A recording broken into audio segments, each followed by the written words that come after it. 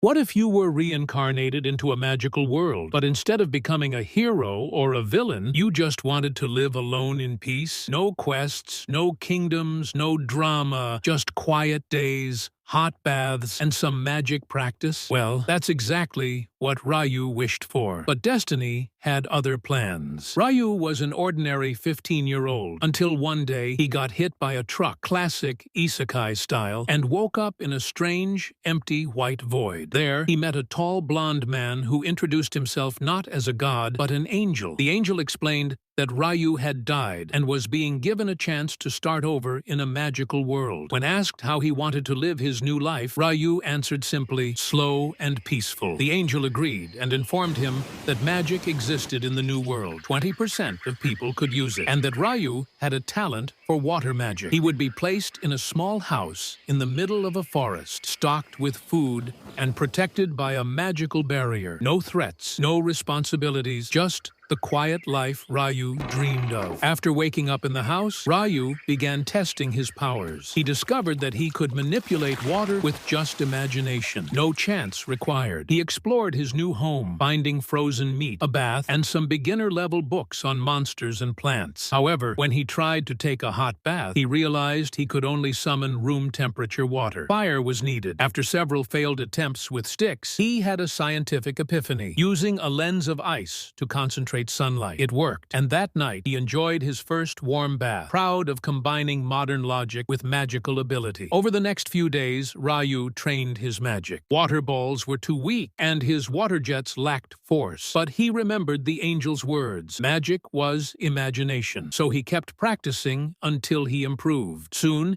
he mastered temperature control, conjured hot water, and even began working on the classic icicle lance spell. It was harder, but with time, he got better. While gathering herbs in the forest, he was ambushed by a wild boar. Barely dodging the charge, Ryu created ice beneath the beast, sending it sliding into a trap of icicles. Victory! That night, he learned from his book that the boar was one of the weakest monsters. Worse still, the book warned of dragons and demons, creatures of city-destroying strength and instant game-over status. Determined to get stronger, Ryu ventured deeper into the forest. An assassin hawk attacked with deadly wind slashes, forcing him to defend with ice walls. He narrowly survived, injuring the hawk's eye in the process. But while escaping, he got lost and stumbled upon a mysterious glowing lake, where a headless knight stood atop the water. The knight didn't attack. Instead, it began training Ryu, silently sparring with him night after night. Eventually, it gifted him a crystal knife and showed him how to turn it into a frozen sword, an advanced technique Ryu pledged to master. Soon after, the same assassin hawk returned, now evolved, stronger, and more dangerous. It rained down wind slashes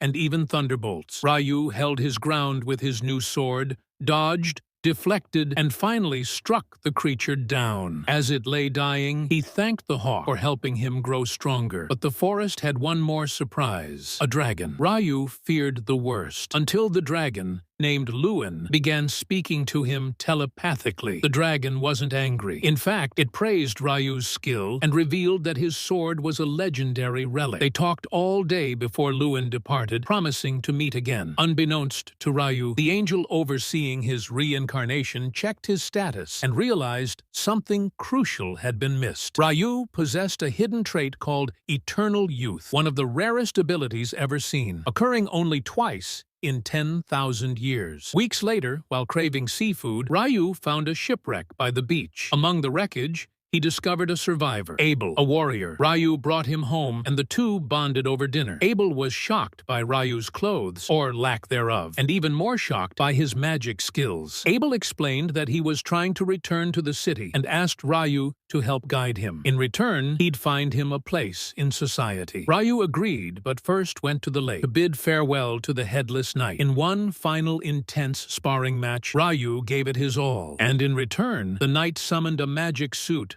from beneath the lake, a parting gift. As Ryu and Abel set off on their journey, they faced boars, lizard men, rock golems, and even mythical beasts like behemoths and griffins. Each battle pushed Ryou to grow. He learned about dungeons, political factions, and the complexities of the world. He summoned multi-cast icicle lances, manipulated ice into complex forms, and casually crushed monsters that would normally require elite adventuring parties. Increasingly confused by Ryou's power, began to suspect there was more to his friend than met the eye. Ryou, meanwhile, just wanted a peaceful life. From caveman-level fire-making to defeating evolved monsters, Ryou's peaceful life is turning into anything but. With each step he takes, the world begins to realize that this quiet water mage may be something far more legendary. Want to see how Ryou handles cities, dungeons, and destiny itself? Then don't forget to like, subscribe, and hit the bell, because this is just the beginning of Ryou's journey from peaceful loner to myth in the making. See you next time.